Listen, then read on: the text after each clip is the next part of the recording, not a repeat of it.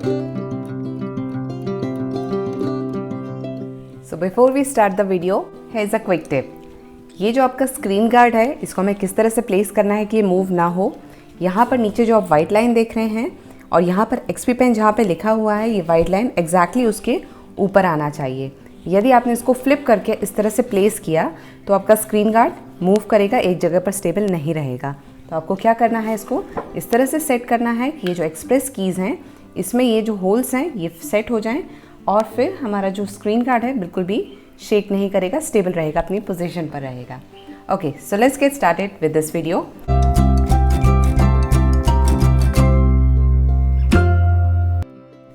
ये वीडियो नए graphic tablet users के लिए है। टैबलेट पर हैंडराइटिंग कैसे ठीक करना है, स्मूथली कैसे काम करना है, किस प्लेटफॉर्म पर लिखना शुरू करना चाहिए, इन सभी पॉइंट्स को हम इस वीडियो में डिस्कस करेंगे। So let's get started. सबसे पहली चीज़ तो यदि आपके पास डेस्कटॉप कंप्यूटर है या फिर लैपटॉप है और यदि आप माउस यूज़ कर रहे हैं तो पहले तो आपको अपना माउस हटाना होगा, नहीं तो आपको पेन से लिखने में कभी कॉन्फिडेंस नहीं आएगा। और यदि आप लैपटॉप यूज़ कर रहे हैं तो जो इसका टच पैड है इसको भी कम से कम यूज़ करना है।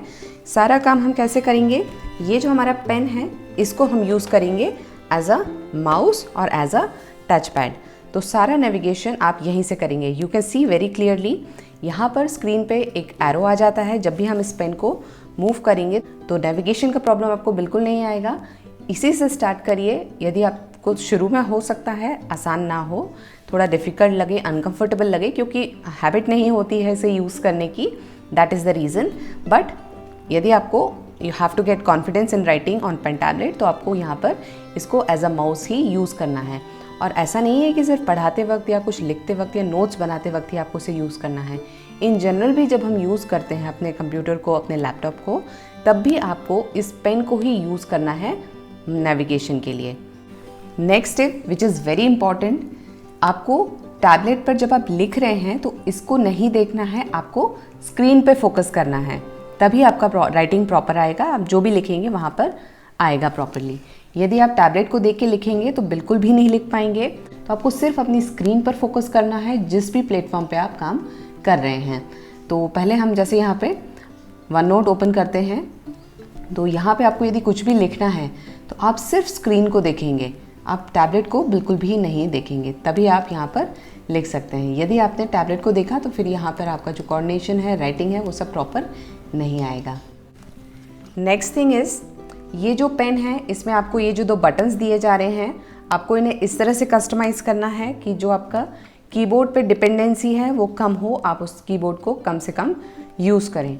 और यदि आप डेको 01 यूज़ कर रहे हैं तो यहाँ पे आपको ऑलरेडी 8 कीज़ मिल रही हैं, शॉर्टकट कीज़ मिल रही हैं जिन्हें आप कस्टमाइज़ कर सकते हैं। तो यहीं से आप पूरा काम कर सकते हैं, आपको कीबोर्ड की ज़्यादा रिक्वायरमेंट नहीं होगी, ठीक है। और ये कैसे करना है इसके लिए मेरा ऑलरेडी एक वीडियो है, यदि आपने नहीं देखा है you can go and check out. Link आपको ऊपर आई कार्ड में मिल जाएगा और नीचे डिस्क्रिप्शन बॉक्स में भी अवेलेबल रहेगा, तो यू कैन सी देयर।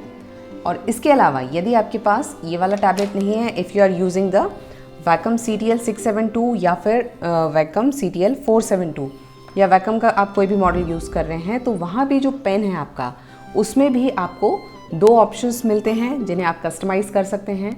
और यहाँ पे आप एक बटन डिलीट सेट कर सकते हैं, दूसरा बटन चाहे तो आप zoom in, zoom out, scroll up, scroll down, तो वहाँ भी आपको बहुत सारे ऑप्शंस मिल रहे हैं वैकम के पेन को कस्टमाइज़ करने के लिए। द मेन थिंग इज़ जो कीबोर्ड है और माउस है, टच पैड है, इन पे कम से कम डिपेंडेंसी हो, ज़्यादातर काम हम इस पेन की हेल्प से कर सकें। द नेक्स्ट थिंग इज़, जब हम लिखना शुरू करते हैं तो डायरेक्टली हमें मेन प्लेटफॉर्म पे जाने की बजाय हमको स्टार्ट किस करना है, या तो आपको वन नोट पे शुरू करना है। वन नोट में आपको पेज ऑप्शन में ऐसे रूल्ड पेजेस भी मिल जाते हैं और आपके ग्रिड वाले पेजेस भी अवेलेबल हैं। इसके अलावा आपके पास ऑप्शन है ओपन बोर्ड का। ओपन बोर्ड में भी आपको रूल्ड पेजेस मिल जाएंगे, ग्रिड लाइंस मिल जाएंगी, इन्हें आप यूज़ कर सकते हैं। इसके अलावा जैम बोर्ड का भी ऑप्शन है, वहाँ भी आपको इस तरह का बैकग्राउंड मिल जाएगा। तो इन तीनों में आपको लाइंस का ऑप्शन भी मिलता है, जो पेज लाइंस हैं वो मिल जाती हैं यहाँ पे, जो ग्रिड लाइंस हैं वो मिल जाती हैं, तो उससे आपको काफ़ी हेल्प मिल जाती है इसको यूज़ करने में।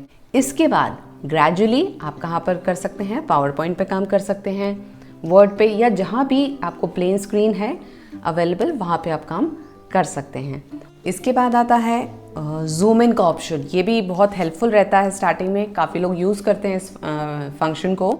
जो आपका स्क्रीन है उसमें जहाँ भी आप लिख रहे हैं उसको आप थोड़ा सा जूम इन कर लीजिए। उससे क्या होगा, जो आपका अल्फ़ाबेट है वो थोड़ा साइज़ बड़ा हो जाएगा, उसका साइज़ इंक्रीज़ होकर दिखेगा, तो आपको लिखने में ईजी रहेगा।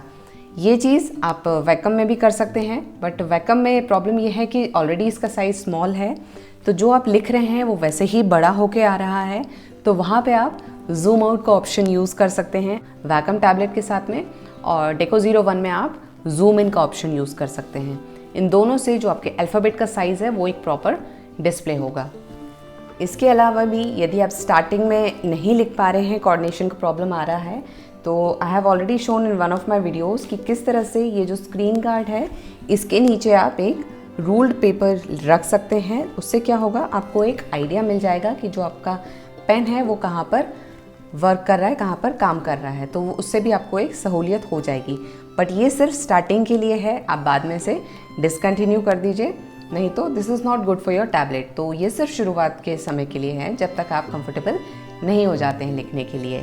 Same thing you can do with the vacuum tablet also, but इसमें आपको पेपर की ज़रूरत नहीं पड़ेगी। द रीज़न इज़, यहाँ पर आप देख सकते हैं जो वैकम का टैबलेट है इसमें ये आपको डॉट्स दिख रहे हैं, तो उससे हमको थोड़ा एक आइडिया लग जाता है कि कहाँ पे हम लिख रहे हैं, कहाँ पर काम कर रहे हैं। Now next thing is, and the most important thing is, जितना ज़्यादा आप प्रैक्टिस करेंगे उतना ज़्यादा आप इसके साथ कंफर्टेबल होंगे।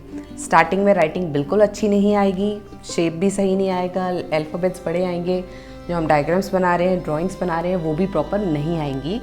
That is normal, that is absolutely normal, no problem with that. पर जितना आप इसको प्रैक्टिस करेंगे उतना ज़्यादा आप इस चीज़ को कंफर्टेबली यूज़ कर पाएंगे। So this brings us to the end of this video.